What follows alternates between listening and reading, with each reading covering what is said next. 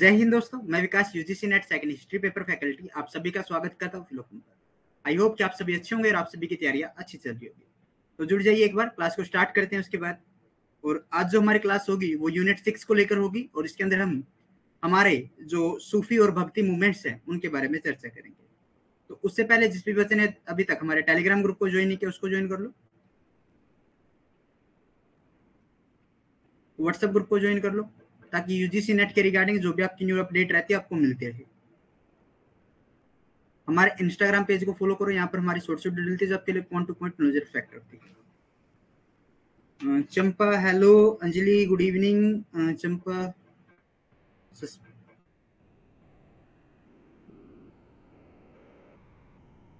क्या कह रही हो चंपा, समझ में नहीं आ रहा। और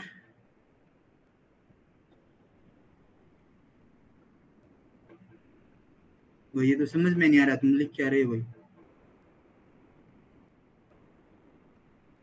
ठीक है,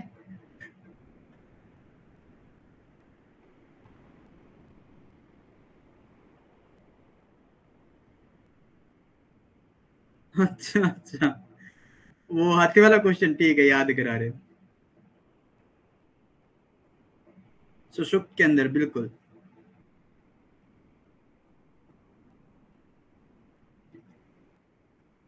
वेद था, वो वेद के अंदर उसका एक भाग है। मुझे उस वेद का नाम जानना है, उस वेद का नाम बताना है। तो आज हम सूफी आंदोलन से हमारे भक्ति और सूफी आंदोलन हम स्टार्ट करने वाले हैं आज। ठीक है, और क्लास बिल्कुल स्टार्ट भी नहीं हुई, इतनी देर में हस्ती एसटीपी क्या भेज दिया मैं इतनी देर में, इसने लड़की ने कुछ पूछा नहीं है अभी तक। तो चलो, बिल्कुल अथर्ववेद के अंदर है वो, मुझे ये चाहिए था।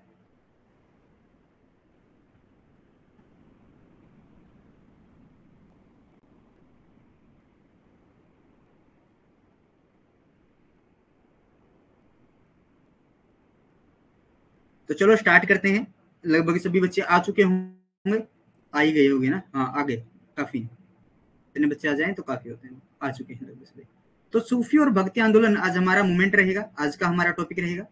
सूफी आंदोलन की अगर मैं बात करूं तो सूफी आंदोलन 14वीं से लेकर 16वीं शताब्दी का सामाजिक धार्मिक आंदोलन था।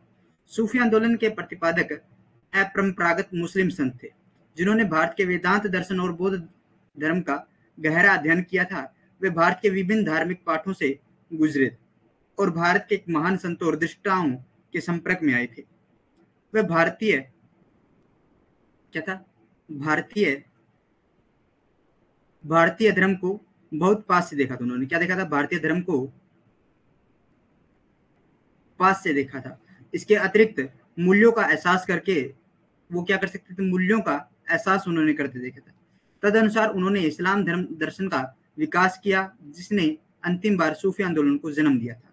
उन्होंने क्या किया था, ये इस्लाम धर्म का विकास करने के लिए ये चीजें शुरू हुई थी, सूफी आंदोलन। सूफीज एंड भक्तिज मूवमेंट्स क्या हम करेंगे। सूफीज मूवमेंट की अगर मैं बात करूं, the Sufis movement was a socio-religious movement of the 14th and to 16th century. This exponents of the Sufism movement were unconventional Muslim saints who deeply studied the Vedanta philosophy and Buddhism of India. He was exposed to various religious texts and of India and come in contact with the great saints and Caesar of India. He should he could see Indian religions very closely and feel its intrinsic values. Accordingly, they developed Islamic philosophy, which ultimately gave rise to the Sufi movement. भक्ति आंदोलन भक्ति आंदोलन इतिहास में एक और गौरवशाली धार्मिक आंदोलन था। ये विशुद्ध रूप से प्रभु की भक्ति पर आधारित था। भक्ति का अर्थ है भक्ति जिसके माध्यम से व्यक्ति ईश्वर का एहसास कर सकता है। इस पंथ के प्रमुख प्रतिपादक रामानुजन, निर्म्बार्क, रामानंद, वल्लभाचार्य, कबीर, गुरु नानक देव और श्री चैत्य थे। इन्होंने ईश्वर के एहसास के लिए प्रेम और भक्ति के सिद्धांत का प्रचार किया था, इसलिए इस आंदोलन को भक्ति आंदोलन के रूप में जाना जाने लगा। भक्ति मूवमेंट की अगर मैं चर्चा करूं तो भक्ति मूवमेंट को मैं डिस्कस करूं तो भक्ति movement was another glorious religious movement in history. It was purely based on the devotion of the Lord. Bhakti mention devotion through which a person can realize God. The main exponents of these sects were Ramanujan, Nimbakar, Ramanand, Vallabhacharya, Kabir, Guru Nanak, and Sri Chaitya. He preached the principle of love and devotion for God relations. Therefore, this movement come to be known as भक्ति movement. इसको किसके रूप में जानते हैं? ये भक्ति movement के रूप में इसको जानते हैं। परमदीप, गुड इवनिंग, शुभ संध्या आप सभी को, जुड़ चुके हैं। भक्ति मूवमेंट हमने स्टार्ट किया है, भक्ति और सूफी मत हमने शुरू करके। अब हमने देखा भक्ति सूफी आंदोलन थे वो क्यों शुरू हुए? इस्लाम का विकास करने के लिए। भक्ति आंदोलन शुरू क्यों है? देवताओं के प्रति स्तुति को बढ़ाना और उन चीजों को, स्वर्ग को प्राप्ति करना, यानी मोक्ष प्राप्ति के लेकर। अब सूफी एवं भक्ति आंदोलन का कारण क्या था? मध्यकालीन जड़ हो चुके समाज में धार्मिक आडंबरों एवं कुरीतियों ने हिंदू, मुस्लिम और बौद्ध सभी धर्म अपनी जड़े जमा ली थी। हुआ क्या? बौद्ध जो जैन धर्म थे, बौद्ध धर्म था, धार्मिक आडंबर उसके अंदर आ चुके थे। हिंदू धर्म के अंदर धार्मिक आडंबर आ चुके थे और मुस्लिम धर्म के अंदर धार्मिक आडंबर आ चुके थे। इसी समय अलग अलग परंपराएं शुरू हो चुकी थी, अलग अलग दंत कथाएं अभी इसी समय बनेंगी। जो दंत कथाएं हम सुनते हैं अलग अलग, वो दंत कथाएं अभी बनेंगी। लोगों में आपसी सद्भावना की कमी एवं सामाजिक भेदभाव का प्रभाव हुआ। अब क्या होगा? अपनी अपनी लोक कथाएं बनाएंगे कि भगवान ने ऐसा किया, भगवान ने उसको ऐसे कर दिया, भगवान ने उसको ऐसे कर दिया। तो ऐसी कहानियां अभी बननी शुरू होंगी।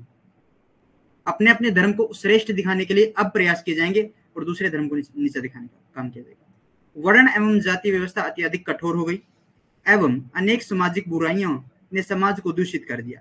शासक वर्ग के अनाचार से आम जन में गहरी निराशा उत्पन्न हो चुकी थी।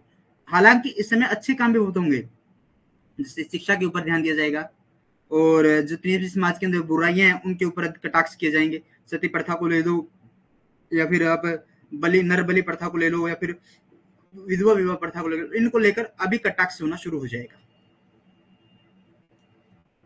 Due to Sufis of bhakti movement, क्या कारण था?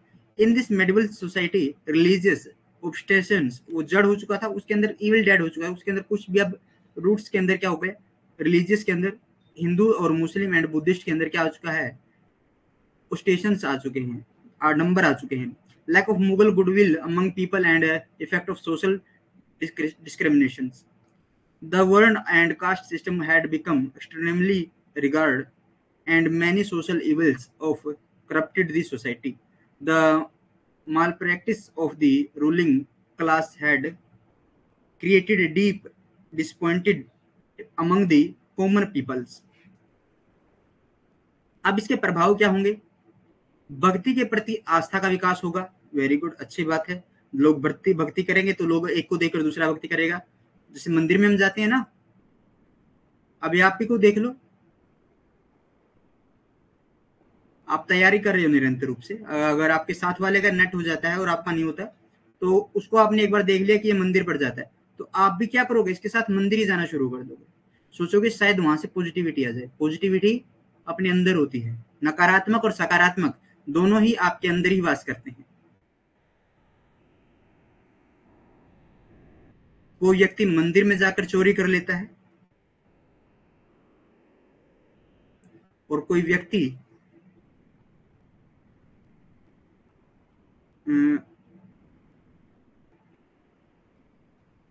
वेश्यशाला के अंदर जाकर उपदेश दे आता है। एक बड़ी अच्छी स्टोरी है, यहाँ से अच्छे से याद आई। एक बार एक राजा हुआ करता था, सुन लो, काफी दिन हो गए, उस स्टोरी नहीं सुनी आपने।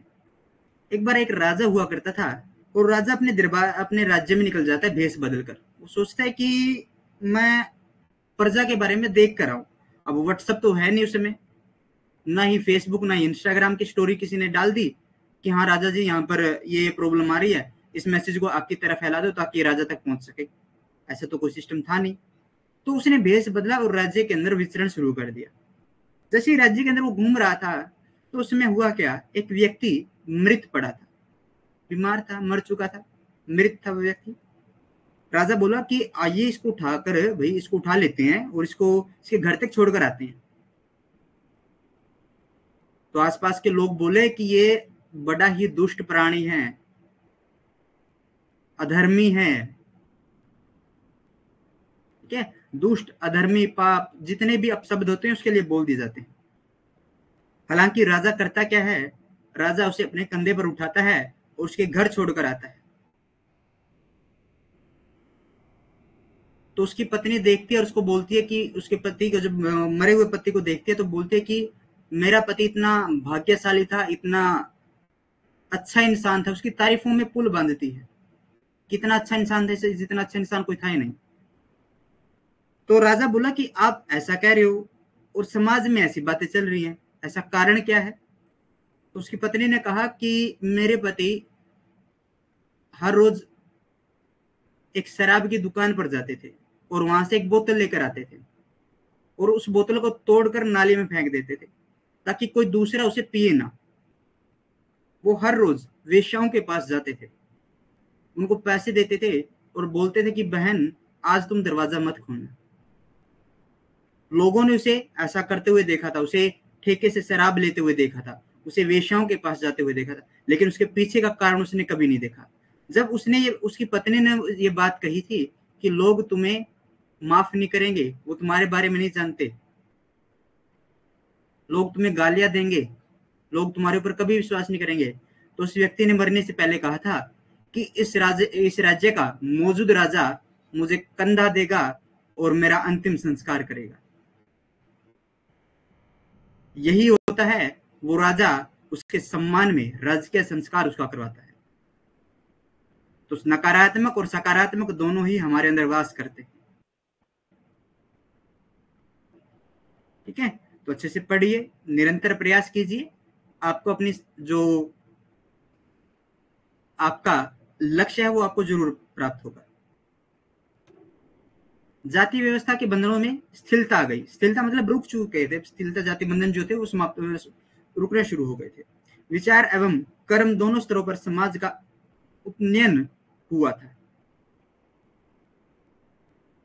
इफेक्ट क्या रहे इसके, faith in devotion developed, literature began to be composed in folk language, the feeling of tolerance developed, there was a relaxation on the bonds of caste system.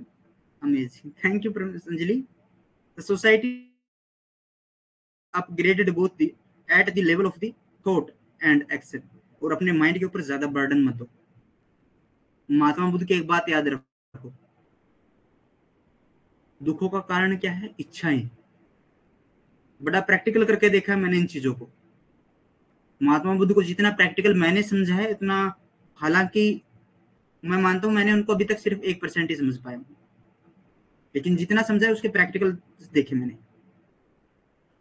और जब भी वो प्रैक्टिकल्स देखता हूँ, जब भी कुछ घटनाएं देखता हूँ समाज के अंदर, तो मुझे महात्मा बुद्ध के जो उपदेश है वो साफ साफ नजर आने शुरू हो जाते हैं। ठीक है, और अपने दिमाग के ऊपर ज्यादा भार मत रखना, हर बार मैं यही बोलता हूँ। ठीक है, एवरेज क्लास को समाप्त कर देते हैं, फिर 10 मिनट आपसे बात करेंगे आज अच्छे से, काफी समय हो चुका आपसे बात किए। ठीक है, कुछ चीजें आपको बताएंगे, शायद आपके काम आ जाए।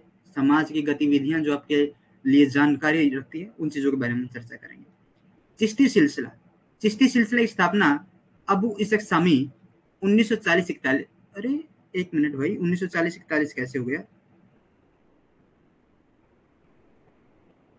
नहीं भाई,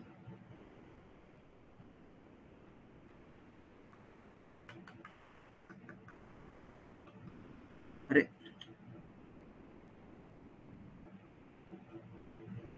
ये डेट मत रखना भाई, ठीक है, ये डेट मिस्टेक है यहाँ पर। 1940-41 कैसे हो जाएगा? 16वीं-17वीं शताब्दी की बातें कर रहे हैं, 1940-41 कैसे चले जाएंगे? ठीक है, एक मिनट में देख लेता हूँ, शायद मैंने नोट किया था आपके लिए इस चीज को देखते हुए।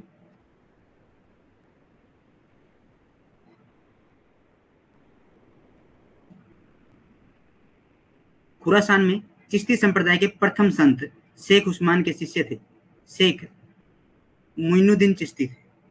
ठीक है, चिश्ती संप्रदाय के प्रथम संत कौन थे? शेख उस्मान के शिष्य मोइनुद्दीन चिश्ती। शेख मोइनुद्दीन चिश्ती ने चिश्ती संप्रदाय की, ख्वाजा मोइनुद्दीन चिश्ती ने 12वीं शताब्दी में इसकी स्थापना की थी। कब की थी? 12वीं शताब्दी में। 12वीं शताब्दी में स्थापना की थी चिश्ती सिलसिले की। मोइनुद्दीन चिश्ती, एक मिनट में देखो, चिश्ती संप्रदाय के प्रथम संत शेख उस्मान के शिष्य शेख मोइनुद्दीन चिश्ती थे। भारत में चिश्ती संप्रदाय के प्रथम संत शेख उस्मान के शिष्य शेख मोइनुद्दीन चिश्ती थे तथा उनकी कब्र अजमेर में है और जनसाधारण इनको ख्वाजा के नाम से जाना जाता है।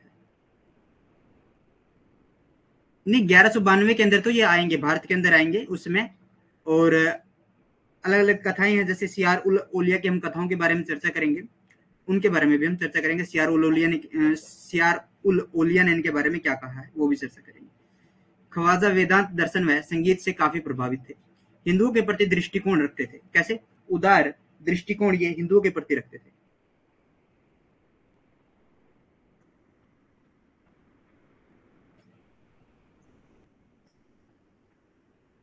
ख्वाजा का कहना था कि जब हमें ब्रह्म बंधनों को पार कर जाते हैं और चारों ओर देखते हैं तो हमें प्रेमी प्रेमिका और स्वयं प्रेम एक ही लगते हैं, अर्थात एक ईश्वर के समक्ष वे सभी एक हैं।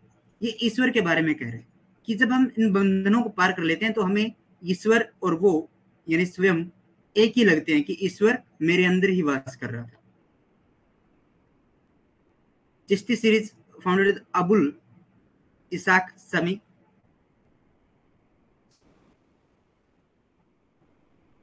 The first son of Chishti sect in India was Sheikh Moinuddin Chishti, disciple of the Sheikh Usman and his tomb in Ajmer, and the common people knew him by the name Khwaja.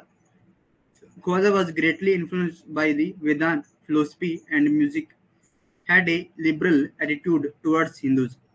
Khwaja said that when he transcends external barriers and look around, we see the lover beyond beloved and love itself as one.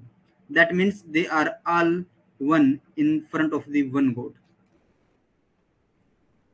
इनके शिष्य में शेख हमीनुद्दीन और शेख बख्तियार काकी काफी लोकप्रिय थे।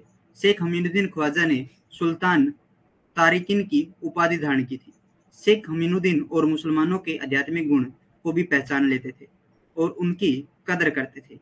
कुतुबुद्दीन बख्तियार काकी का जन्म भारत में हुआ था। वह पहले मुल्तान में थे और मुल्तान में बसे थे, और मुल्तान के शासक उस समय उनको कहते हैं कि आप यहीं पर रुक जाइए, लेकिन ये उनका ठुकरा देते हैं। ये जो उनकी कहा जाता है, ये उनका जो प्रसाद उनको ठकरा कर ये दिल्ली चले आते हैं।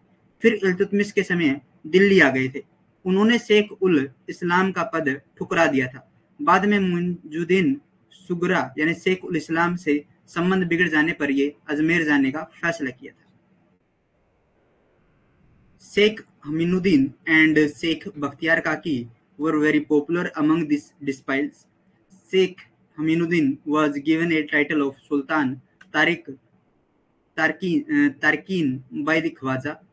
Sheikh Haminuddin also recognized and respected the spiritual qualities of non-Muslims. Qutbuddin Bakhtiyar Kaki was born in India. He first settled in Multan, then come to Delhi. During the time of Iltutmish, he rejected the post of Sheikh ul Islam. Later, when the relations with the Muinuddin Sugra deteriorated, he decided to go to Ajmer. Sheikh Qutubuddin रहस्यवादी गीतों के बड़े प्रेमी थे। इनके शिष्य में शेख फरीदुद्दीन मसूद गजे शिकार आदि प्रसिद्ध थे। इन्हीं के प्रयासों से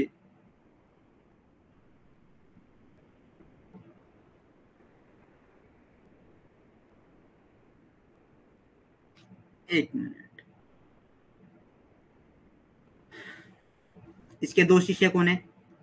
एक तो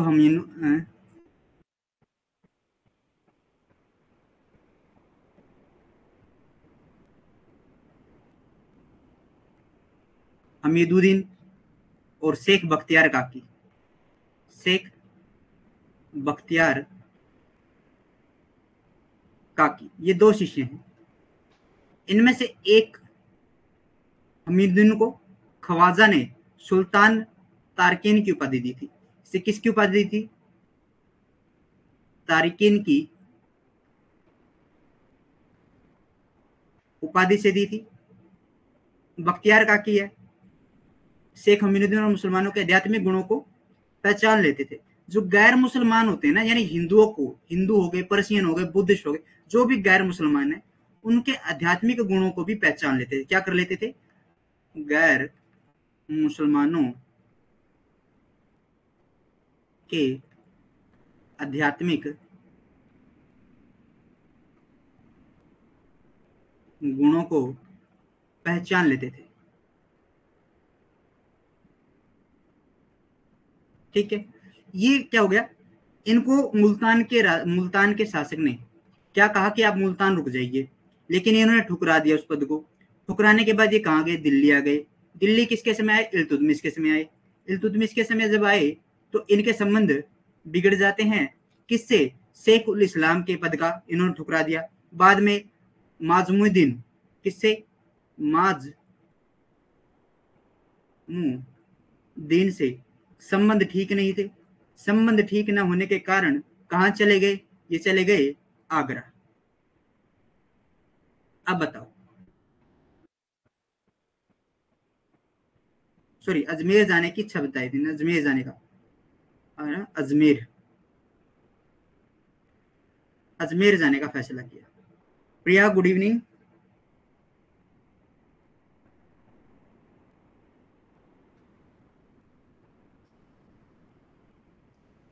शेख कुतुबुद्दीन रहस्यवादी गीतों के बड़े प्रेमी थे। शेख कुतुबुद्दीन यानी जो शेख कुतुबुद्दीन थे, वो रहस्यवादी गीतों के बड़े प्रेमी थे।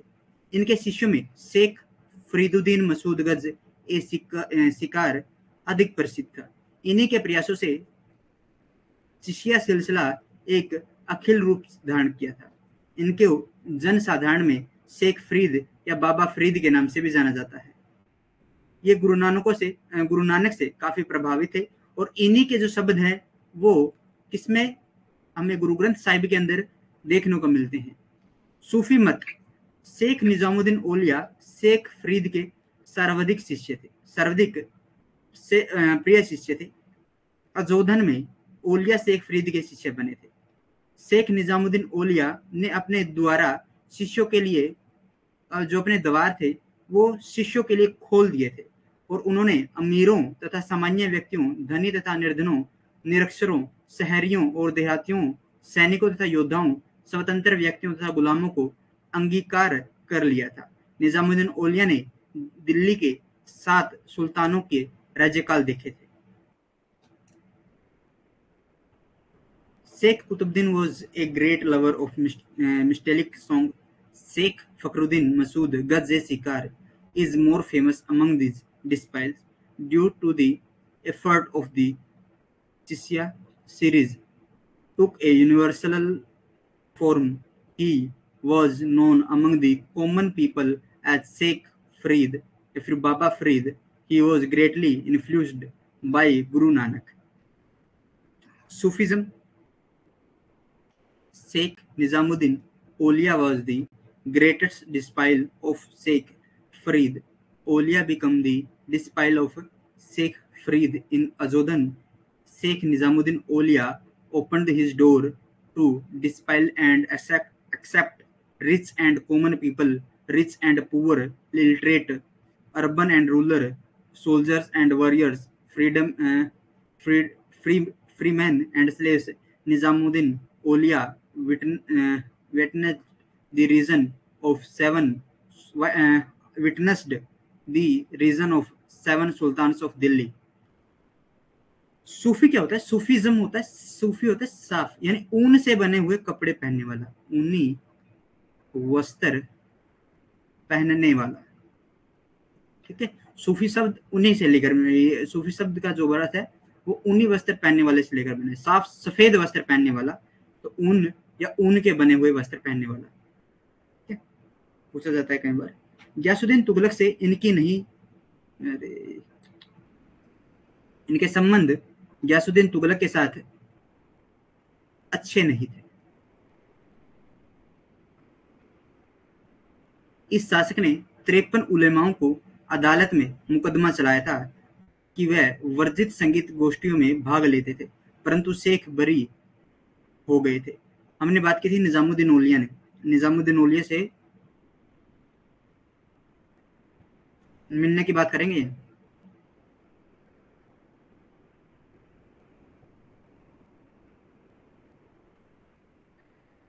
सुल्तान गयासुद्दीन ने बंगाल अभियान के समय शेख को एक पत्र लिखा था, जिसके अनुसार शेख निजामुद्दीन ने कहा कि हुंज दिल्ली दुरुस्त। संयोगवश एक घटना में सुल्तान दिल्ली के बाहर ही मर गए थे। शेख निजामुद्दीन को महबूब इलाही के नाम से भी जाना जाता है। शेख निजामुद्दीन एकमात्र अविवाहित चिश्ती सूफी संत थे।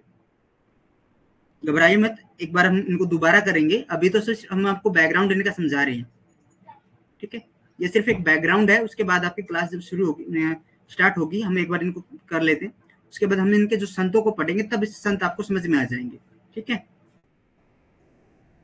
He did not get along with the Ghiyasuddin Tughlaq. This ruler had prosecuted 53 ulema in the court of participating in prohibits music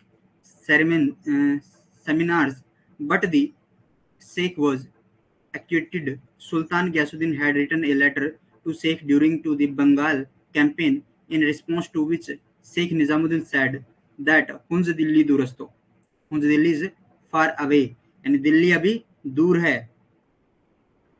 Coincidentally, in the accident, in the Sultan died outside Delhi. Sheikh Nizamuddin was also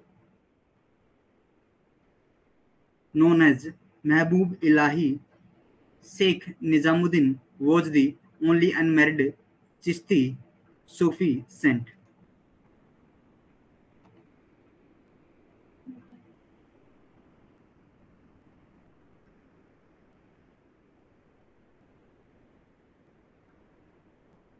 Nizamuddin औलिया।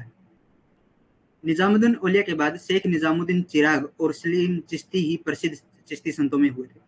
इनमें भी शेख चिराग को ही अखिल भारतीय प्रसिद्धि इनको मिली थी। शेख चिराग को कुतुबुद्दीन मुबारक शाह तथा मोहम्मद बिन तुगलक के कारण कुछ समस्याओं का सामना भी करना पड़ा था। शेख सलीम चिश्ती को अकबर शेखू बाबा कहता था। शेख सलीम चिश्ती, अरे नहीं भाई, इनसे एक पुत्र प्राप्त हुआ था शेख सलीम चिश्ती के आशीर्वाद से, जिसे शेखू बाबा कहकर वो पुकारा करता था। ठीक है, हाँ सॉरी, इन्हीं के उसमें उसको सलीम को भी शेखू बाबा बोलते थे भाई। इसमें चिश्ती संप्रदाय के गेसु दराज ने गुलबर्ग को अपना केंद्र बनाकर दक्कन में प्रचार किया था। चिश्ती संप्रदाय के संत सादगी और निर्धनता में आस्था रखते थे। वे व्यक्तिगत संपत्ति को अपने आध्यात्मिक जीवन के साथ विकास में बाधक मानते थे। वे फतुहा तनज्जुर यानी बिना मांगे हुए प्राप्त धन और भेंट पर अपना निर्वाह करते थे, जीवन निर्वाह करते थे।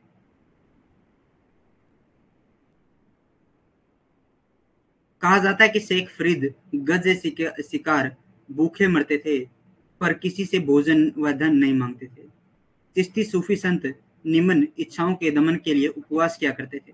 उन्हें वस्त्र भी निम्न स्तर के होते थे। अधिकांश सूफी संतों के गृहस्थ जीवन में सुखमय तो होते थे, लेकिन निजामुद्दीन औलिया आजीवन अविवाहित रहे थे।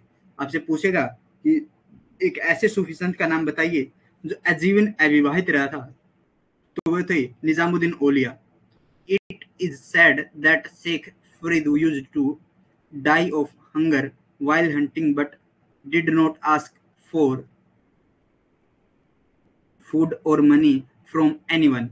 Chishti Sufi sons used to fast to suppress lower desires, and their clothes were also low standard. Most Sufi sons had happy domestic lives, but Nizamuddin Aulia remained unmarried through out his life. चिश्तियों के कुछ सिद्धांत इस प्रकार थे। कर्मकांडों का विरोध करना है, जन कल्याण पर ध्यान देना है, राजनीति से दूर रहना है। निजामुद्दीन औलिया के पास पता जाता है, एक अलाउद्दीन खिलजी का एक दूत होता है, वो संदेश लेकर जाता है, ऑफिसर होता है उसका, और वो कहता है कि सुल्तान आपसे मिलना चाहते हैं। तो अलाउद्दीन कहता है, उसी दिन अलाउद्दीन कहता है, निजामुद्दीन औलिया कहता है कि मेरी खानकाह में 2 दरवाजे हैं, अगर सुल्तान एक दरवाजे से अंदर आता है तो मैं दूसरे दरवाजे से बाहर चला जाऊंगा। इस्लाम में पूर्ण आस्था रखते हुए सर्वधर्म संभव पर समान रूप से बल देना था। निम्न वर्ग के प्रति ज्यादा सक्रियता उन्होंने दिखाई थी। संगीत समारोह का आयोजन करना था, उनमें भाग लेना था।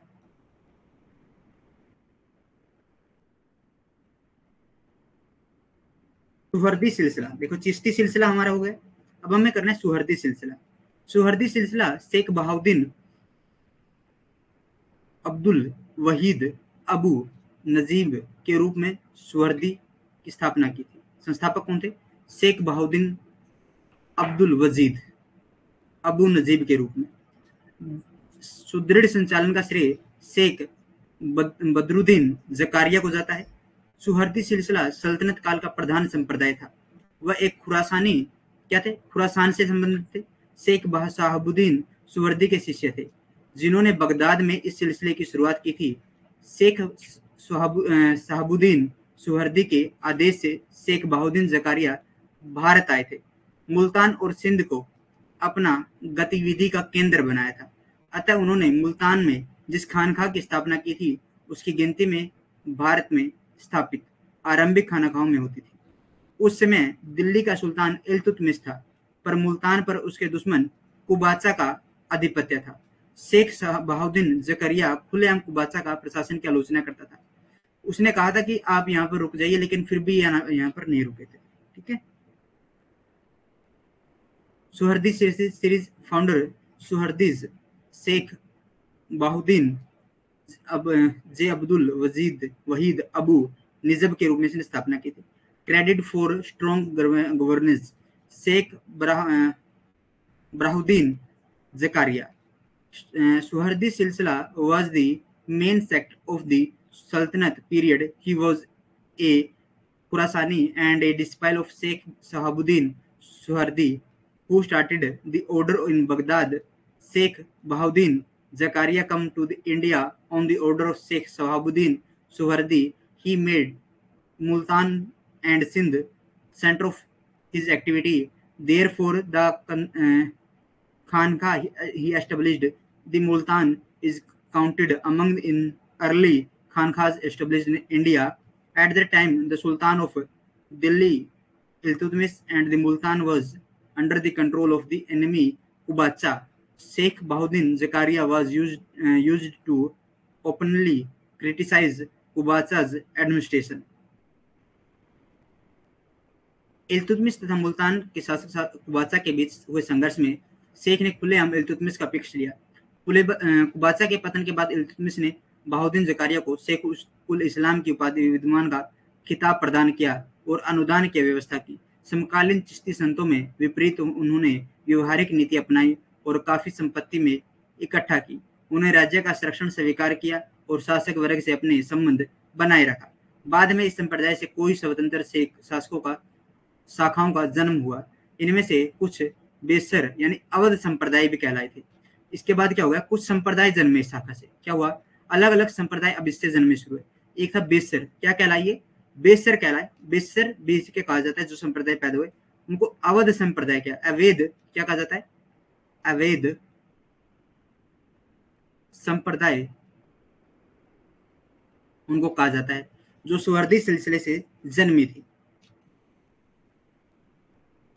In the conflict between Iltutmish and Multan's ruler Kubacha, the Sheikh openly took the side of Iltutmish. After the fall of Kubacha, Iltutmish conferred the title of Sheikh ul Islam, scholar on Bahauddin Zakaria, and arranged for grants. Unlike the contemporary Chishti saints, he adopted a practical policy and collected a lot of wealth They accept the patrons of the state and maintained their concession with the ruling class. Later, many independent branches were born from this sect. Some of these were also called base sect. क्या कहा जाता है? Illegal sect. अब मान लीजिए किसी की हम एक ऐसा वो बना दे, ऐसा एक टेम्पल बना दें जहां पर अधिक मात्रा में धन आता हो, और यहाँ पर जो 4 व्यक्ति हैं उन चारों के पास पैसा आ जाता है. ठीक है, तो चारों क्या करेंगे? अपनी अपनी प्रतिष्ठा स्थापित करने के लिए, मैं श्रेष्ठ हूं, मुझे राजा ज्यादा धन दे, मैं श्रेष्ठ हूं, मुझे ज्यादा धन मिलना चाहिए, मैं इससे बड़ा हूं, मुझे ज्यादा मिलना चाहिए, मैं इससे बड़ा हूं, मुझे ज्यादा मिलना चाहिए. तो क्या करेंगे? वो अलग अलग हो जाएंगे. ठीक है, वो क्या हो जाएंगे? अलग अलग हो जाएंगे.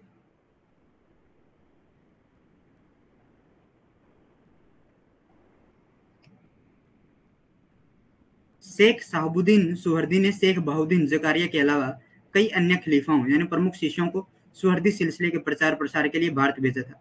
शेख जलालुद्दीन तबरीजी उन्हीं में से एक थे. दिल्ली में अपने प्रभुत्व जमाने में वह असफल रहे और बंगाल चले गए. वहां उन्होंने अपनी खानखा स्थापित की और कई शिष्य बनाए. उन्होंने अपने खानखाओं में लंगर यानी मुफ्त भोजन की व्यवस्था. यह कहा जाता है कि वह बंगाल में इस्लामीकरण की प्रक्रिया में उन्होंने महत्वपूर्ण भूमिका निभाई थी. Apart from Sheikh Bahauddin Zakaria, Sheikh Sahabuddin Suhardi sent many other Khalifas, yani chief disciples, to India in propagate the Suhardi silsila. Sheikh Jalaluddin Tabriz was on them. He failed to establish his domains in Delhi and went to Bengal. There he established his Khanka and made many disciples. He also arranged for longer in his Khanka. It is said that they played an important role in the process of Islamism in Bengal. सल्तनत काल में पंजाब, सिंध और बंगाल सुहर्दी गतिविधियों के 3 प्रमुख केंद्र थे. पूछा जाता है पंजाब, सिंध और बंगाल. विद्वानों की आम राय की सुहर्दी सूफियों ने हिंदुओं को इस्लाम धर्म अपनाने को प्रेरित किया. इसमें उन्होंने शासक व शासक की सहायता की थी. क्या ली थी? शासक की सहायता इन्होंने इसमें की ली थी. इस दृष्टि से सुहर्दी और चिश्ती सूफियों में जमीन आसमान का फर्क था. सूफियों ने अपनी शिक्षा के माध्यम से धर्म परिवर्तन करने का अपना लक्ष्य नहीं बनाया था. तो सुहर्दी क्या चाहते थे? सूफियों ने, जो यहाँ के सूफी जो संत थे यहाँ के सुहर्दी के, उन्होंने अपनी शिक्षा को नहीं बनाया. उन्होंने किसका सहारा लिया? राज दरबार का सहारा लिया.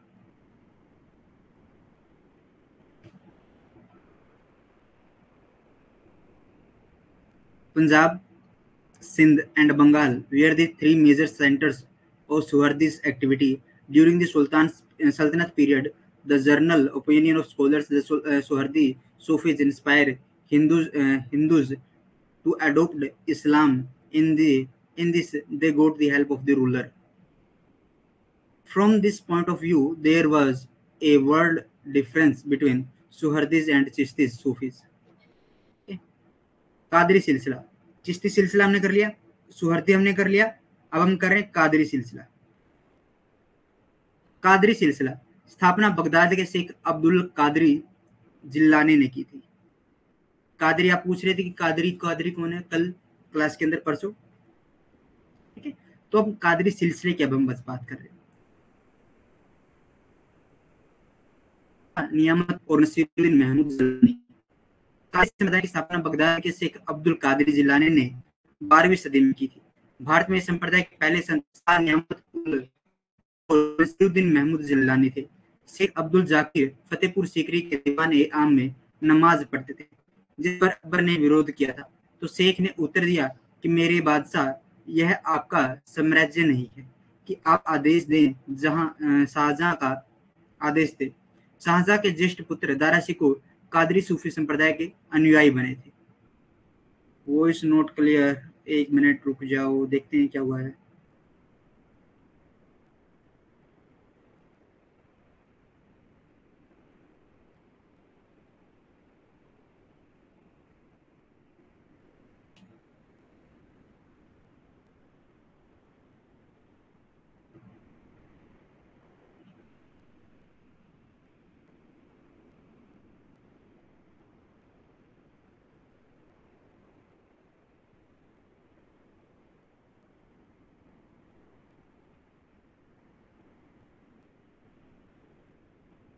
एक मिनट भाई, एक मिनट बस रुक जाओ, 2 मिनट। 2 मिनट के लिए आप रुक जाओ, 1 मिनट हो जाइए बस, मैं चेक कर लेता हूँ हुआ क्या है।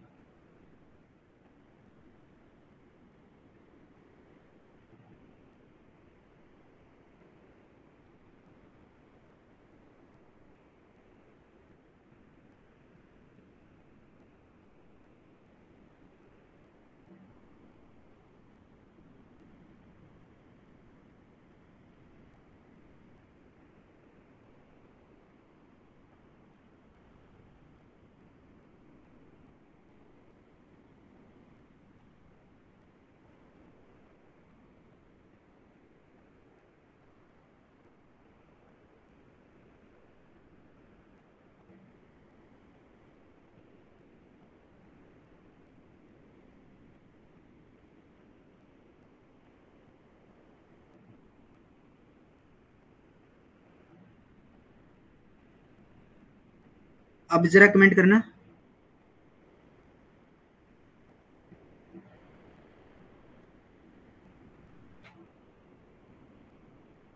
अब सही है ना? कमेंट कर दो एक बार। Yes, all clear.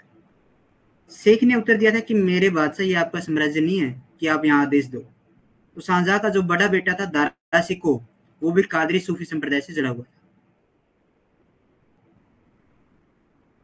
Qadri series founder कौन थे? शेख अब्दुल कादरी जिलानी बगदाद से थे। 12वीं सेंचुरी के अंदर हुआ था। भारत के अंदर जो संत थे इसके शेख नियामत उल एंड नसीरुद्दीन मोहम्मद जिलानी थे। और अकबर ने इनको नमाज पढ़ने से, अजमेर के अंदर नमाज पढ़ने से क्या कर दिया था? मना कर दिया था। तो फतेहपुर दीवान आम में फतेहपुर सिकरी के अंदर ये नमाज पढ़ने से मना कर दिया। तो उन्होंने कहा था, शेख रिप्लाइड क्या किया था कि my king, it is not your empire to give order. Shahjahan का जो बड़ा बेटा था, एल्डेस्ट सन था, Dara Shikoh become a follower of the Qadri Sufi sect. Qadiriya Qadriya सिलसिला की स्थापना सैयद अबुल कादी अल गिलानी ने की थी। इनको पीरान ए पीर संतों का प्रधान यानी पीरान ए पीर अब्दुल कादिर कादरी अल गिलानी ने की थी। इनको कहा जाता है पीर ए दस्तगीर, इनको कहा जाता है मददगार संत, इनको कहा जाता है। आदि की उपाधि प्राप्त थी। भारत में संघ या सिलसिले के प्रवर्तक मोहम्मद गोश थे। कादरी सिलसिले की अनुयायी गाने बजाना पसंद नहीं करते थे, इसके घोर विरोधी थे। इस सिलसिले के अनुयायी हरे रंग की पगड़ियां सिर पर धारण करते थे। मुगल बादशाह शाहजहां का पुत्र दारा शिकोह सिलसिले का दारा शिकोह मुल्ला बख्शी का शिष्य था। किसका भाई? मुल्ला बख्शी का शिष्य था। भारत में प्रारंभ में यह सिलसिला उच्च यानी सिंध में सीमित था। कहां तक सीमित था? सिंध में सीमित था। परंतु बाद में आगरा व अन्य स्थानों पर भी फैल गया था।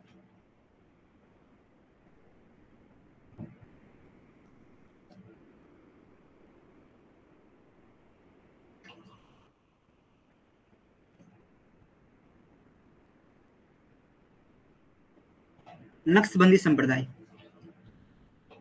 स्थापना ख्वाजा बाहुद्दीन नक्शबंद ने की थी। बाहुद्दीन नक्शबंद ने की थी। भारत में इस प्रकार के इसका प्रचार ख्वाजा बाकी बिल्ला ने किया था। किसने किया था?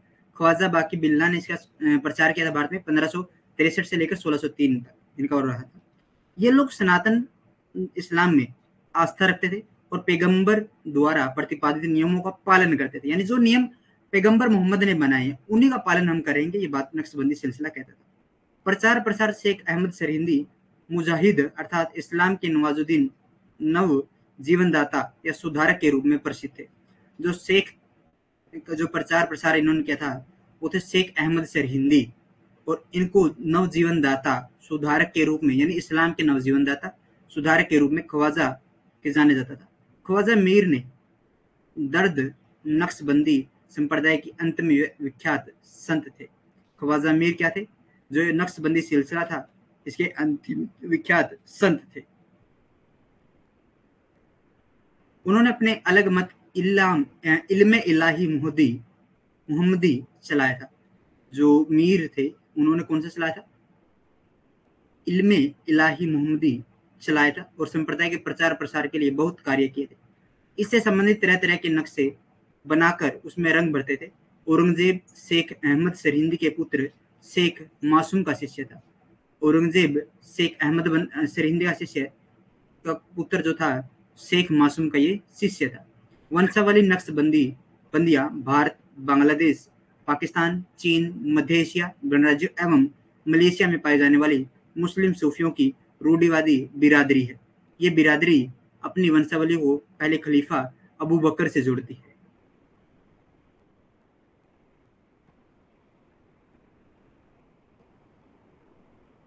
बुखरा तुर्किस्तान में इस संप्रदाय के संस्थापक बहाउद्दीन की मृत्यु 1384 के अंदर हो गई थी।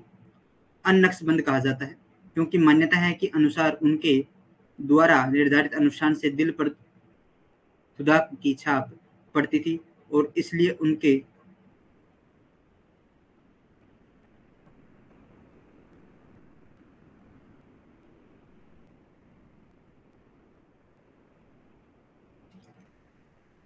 एक का ही मिला। एक क्वेश्चन तो ये था कि हाथियों से वो हाथी का जो चिकित्सा बारे में है वो किसमें था, वो अथर्ववेद में होता है। हस्ती हस्पिस उसको बोला जाता है। और दूसरा क्वेश्चन कौन सा था? ठीक है, इस संप्रदाय को पर्याप्त जन समर्थन नहीं मिल सका क्योंकि इसकी स्तुति बहुत सांस थी और मन ही मन जिक्र के जाप पर जोर दिया था। अहमद सरिंदी 1564 से लेकर 1624 के सुधारवादी उत्साहों के कारण 17वीं सदी में भारत में नक्शबंदियों को पुनर्जीवन मिला और उन्होंने 18वीं और 19वीं सदी में पूरे इस्लाम जगत के मुस्लिम जीवन के सुधार में महत्वपूर्ण भूमिका निभाई। मेद द्वारा, अच्छा अच्छा, ठीक। जो उसका युद्ध था दशराज का, उसमें मेद ने इसकी वक्की थी।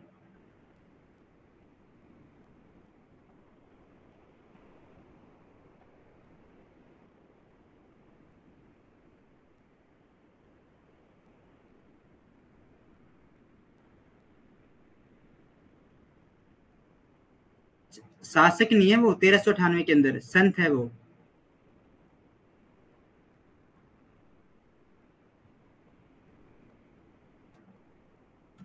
चलो, Bahauddin death AD 1384, the founder of this sect of the Bukhara Turkestan was called an Naqshband because according to the belief, the rituals prescribed by him left the mark of God on the heart, and hence his followers come to be called Naqshbandiya. The sex of the not get enough public support because it is hands in very quick and emphasize the sending the jikr on the mind.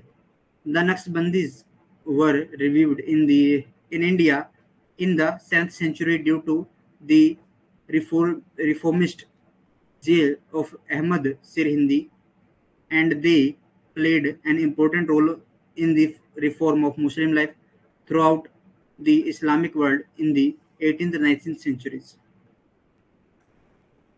Sindh में नवसूफीवाद। सिंध में भी नवसूफीवाद का महान केंद्र था। यहाँ बहुत से सूफी संत पैदा हुए थे। रहस्यवाद की शुरुआत शाह करीम ने लगभग 600 ईसा पूर्व में की थी, जिन्हें धार्मिक प्रेरणा अहमदाबाद के पास एक वैष्णव संत से मिली थी, जिसने ओम के रहस्य में उनका परिचय करवाया था। दूसरे उल्लेखनीय रहस्यवादी शाह इनायत थे, जिनका कहना था कि ईश्वर किसी भी विशिष्ट संप्रदाय की संपत्ति नहीं है। सिंध के सभी सूफी संतों में शाह लतीफ का स्थान सबसे ऊंचा था। वे महान कवि और गायक और उनके गीत अभी भी गाए जाते हैं। इसके अलावा आज भी सूफी रहस्यवादी कवियों बेदिल और बेबख्श के लिखे गीत सिंधी समाज में लोकप्रिय होते हैं। सूफी संत बुल्ले शाह सिंध के सबसे प्रिय कवि थे। वे कुरान और अन्य सभी धर्म ग्रंथों के भयंकर आलोचक थे। उनका कथन है कि आपको ईश्वर न तो मस्जिद में, न ही काबा में, न ही कुरान और अन्य पवित्र अन्यों में, न ही औपचारिक प्रार्थना में मिलेगा। बुल्ला, तुम्हें मुक्ति न तो मक्का में, न ही गंगा में मिलेगी, तुम्हें मुक्ति मिलेगी केवल उसी समय, मुक्ति केवल उसी समय मिलेगी जब तुम अपना अहंकार छोड़ दोगे। ये बुल्ले शाह कहते हैं।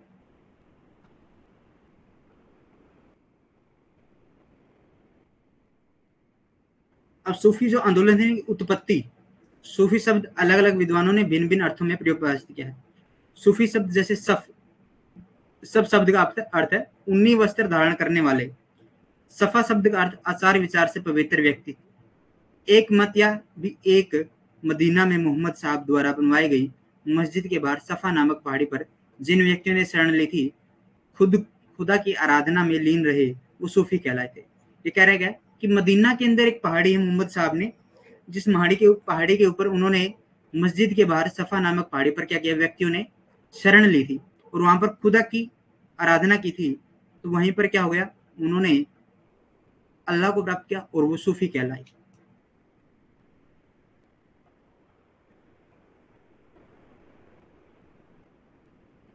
ठीक है, अभी मिल जाएगी आपको ये, विद इन 1 आवर के अंदर आपको मिल जाएगी। ठीक है, 1 आवर तो लगेंगे अपलोड होने में, क्लास के साथ ही अपलोड होगी। ठीक है, सूफी और मूवमेंट्स, ओरिजिन या राइज आप बोल सकते हैं इनको। The word Sufi has been defined in the different meaning of different scholars, like the word safa means on who wear woolen clothes. The word safa means a person who is pure in the conduct and through.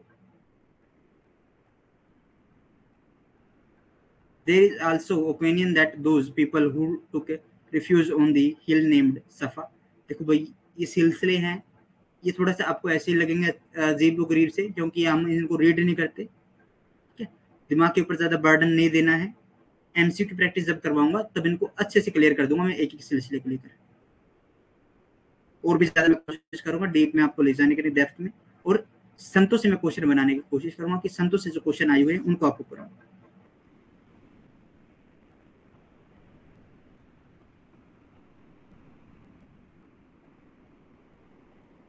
प्रारंभिक सूफियों में रबिया प्रसिद्ध, क्या था, राबिया प्रसिद्ध। सूफीवाद इस्लाम भीतरी सुधारवादी आंदोलन था, जो राबिया एवं मंसूर बिन हलाज ने क्रमशः 8वीं और 10वीं शताब्दी में ईश्वर एवं व्यक्ति के बीच प्रेम संबंध पर बल दिया। अल गजाली ने एवं इस्लामी परंपरावाद को मिलाने का प्रयत्न किया था। इबन उल अरबी ने सूफी जगत में वदत उल वजूद का सिद्धांत प्रतिपादित किया था, जो एकेश्वरवाद से संबंधित है। अगर आपसे पूछे कि वदत उल वजूद क्या है, ये एकेश्वरवाद से संबंधित है भाई, यानी एक ईश्वर की पूजा करनी।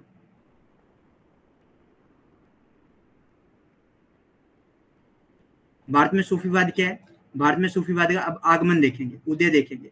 महमूद गजनवी के आगमन के साथ ही भारत आने वाले प्रथम संत शेख इस्माइल थे, जो लाहौर आए, और इनके उत्तराधिकारी शेख अली बिन उस्मान उल हुजावरी थे, जो दातगंज बख्श नाम से विख्यात हुए थे।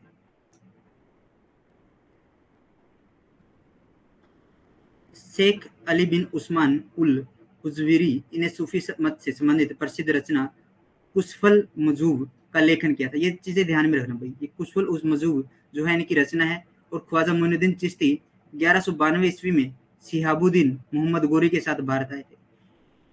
इन्होंने भारत में चिश्ती संप्रदाय की नींव रखी थी। सूफीवाद के समूह, मोटे तौर पर सूफीवाद 2 भागों में बट जाता है। बासरा समूह, ये इस्लामी कानून में विश्वास रखते थे, और बेसेरा समूह, ये इस्लामी कानून में विश्वास नहीं रखते थे। घुमक्कड़ संत थे, कैसे थे, घुमक्कड़ संत थे ये। शेख अली बिन उस्मान अल Hujwiri wrote the famous book work Kushful Muzah related to Sufism. Khwaja Muinuddin Chishti come to India with the Shihabuddin Muhammad Ghori in 1192 AD. He led the foundation of Chishti sect in India. Groups of Sufism, broadly Sufism divided into 2 groups. Bessera groups, they believed the Islamic laws. Beshara groups, देखो एक तो बेसरा है और एक तो बसरा है और एक बेसेरा है। ये तो बसरा और ये बेसेरा, सिर्फ ई और ए का अंतर है, ये बात ध्यान में रखना।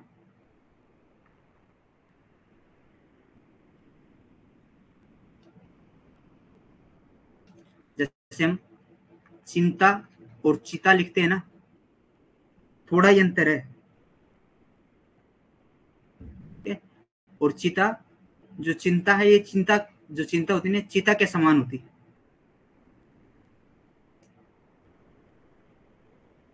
कबीर साहब ने कहा है कि चिंता बड़ी डाकनी, काट कलेजा खाए, वैद्य बेचारा क्या करे, कहाँ कहाँ दवा लगाए। ये कबीर जी की बड़ी अच्छी दोहे हैं।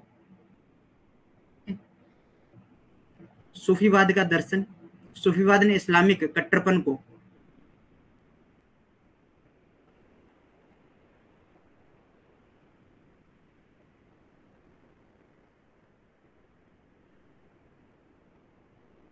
त्याग, ठीक है, धार्मिक रहस्यवाद को अपनाया। सूफीवाद में इस्लाम धर्म एवं कुरान के महत्व को स्वीकार किया, परंतु इस्लाम धर्म के कर्म कांडों या कट्टरपंथी विचारों को विरोध किया। सूफी संतों ने एक ईश्वरवाद में विश्वास किया। इसके अनुसार ईश्वर एक है, सब कुछ ईश्वर में है, त्याग एवं प्रेम के द्वारा ईश्वर को प्राप्त किया जा सकता है। सूफी संतों ने ईश्वर को प्रेमी माना है एवं इसी प्रेम में भक्ति, त्याग, प्रेम, अहिंसा, उपासना एवं संगीत साधना का साधन बनाया है।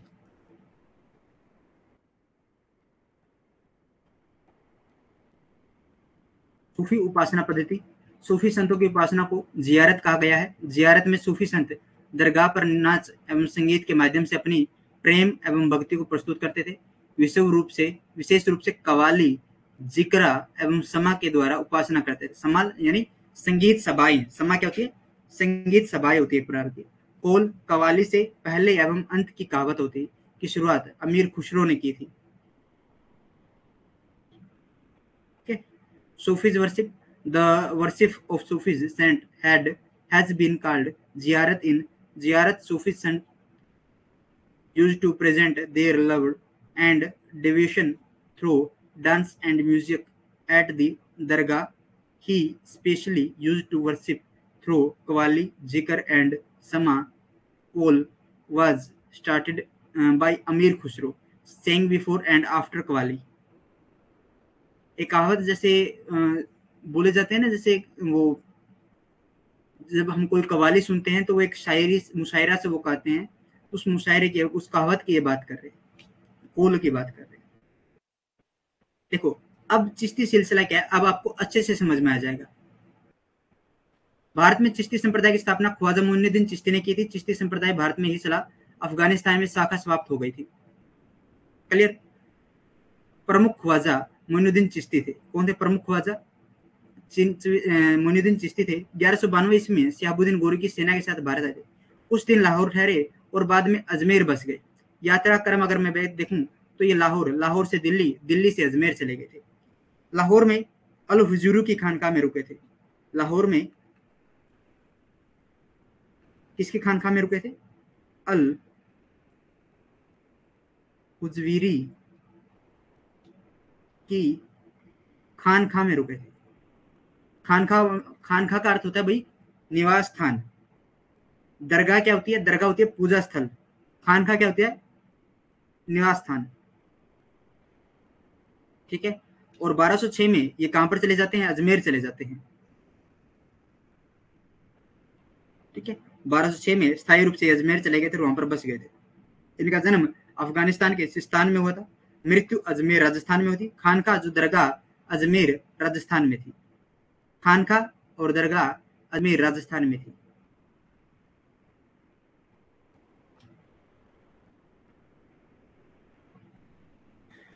Chishti series, Chishti sect in the India was founded of Khwaja Muinuddin Chishti. The Chishti sect continued the India and Afghan branches had ended. Pramukh Khwaja Muinuddin Chishti, he come to India with the army of Shihabuddin Gori in 1192 AD, stayed in Lahore for new and later went Ajmer and settled in Lahore से दिल्ली, दिल्ली से अजमेर चले गए थे। भाई यहाँ पर माना जाता है कि पृथ्वीराज सियार उल ओलिया की मैं आपके जिक्र कर रहा था, सियार अल ओलिया की कथाओं की मैं जिक्र कर रहा था। इनकी कथाओं के अनुसार कि जब ये अजमेर गए थे तो पृथ्वीराज चौहान के साथ भी इनके संबंध अच्छे नहीं थे। इनकी उपस्थिति चौहानों में पृथ्वीराज चौहान को इनकी उपस्थिति नापसंद थी, नापसंद थी। उन्होंने क्या किया, पृथ्वीराज ने अपने धर्म गुरु पृथ्वीराज ने क्या किया, धर्म गुरु रामदेव को इनके पास भेजा कि शेख को अजमेर से निष्कासित करने का उद्देश्य से भेजा कि आप इनके पास जाइए और इनको जो अजमेर से निष्कासित कर दीजिए। लेकिन रामदेव इनसे इतने प्रभावित होते हैं तो रामदेव इनके शिष्य बन जाते हैं। किस नाम से, शशि देव नाम से, शादी देव नाम से इनके शिष्य बन जाते हैं। ठीक है। बाद में पृथ्वीराज चौहान एक दरबारी था मोइनुद्दीन चिश्ती को जयपाल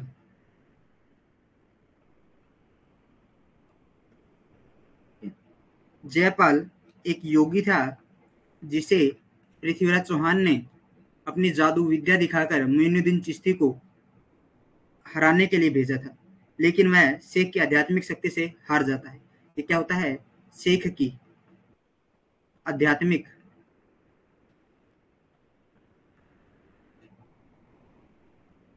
शक्ति से हार जाता है।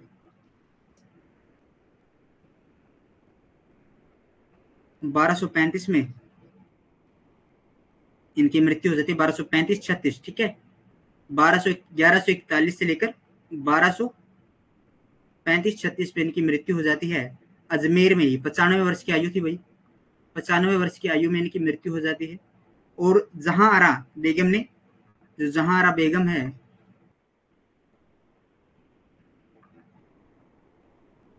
इनके उसमें याद में इनकी जीवनी का सृजन किया है। उस जीवनी का नाम है मुजिस अल अखा। मुजिस अल अखा के नाम से इनकी जीवनी की रचना की है जहां आरा ने। इसका अर्थ है यानी आत्मा का विश्वासत। क्या कहा है, अर्थ क्या है, आत्मा का विश्वासत,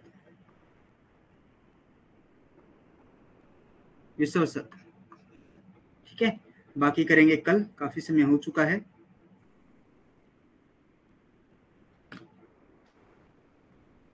ठीक है। तो आई होप कि आपको क्लास अच्छी लगी होगी और समझ में आने के लिए आपको एक बार जब हम इन संतों को पढ़ेंगे तो आपको अच्छे से समझ में आ जाएगा। ठीक है। तो जो शेख ख्वाजाउद्दीन मोइनुद्दीन चिश्ती हैं, उनको जो आगे इनका बचता है, अकबर की यात्राएं रहेंगी और जहां आरा की यात्रा रहेगी। कुछ नहीं बचा बस इसमें। अकबर की यात्रा मैं पहले करवा चुका हूँ 1560 के अंदर, जब अकबर इनके पास जाएगा, 1568 में अकबर ने इनकी दरगाह की क्या की थी, यात्राएं की थी और इनके पास नहीं जाएगा, इनकी यात्रा करेगा, क्योंकि 1235-36 में इनकी मृत्यु हो जाती है। तो अकबर तो 1568 के अंदर है। ठीक है। 1541-42 में, 1542 में उसका जन्म हुआ था। तो 1568 में जब इनकी दरगाह पर जाएगा तो इनकी दरगाह की यात्रा करेगा 1560 के अंदर। चित्तौड़ विजय के बाद जब वो जाएगा तो एक बड़ी देग का वहां पर इनको दान करेगा, बड़ी देग वहां पर दान करेगा।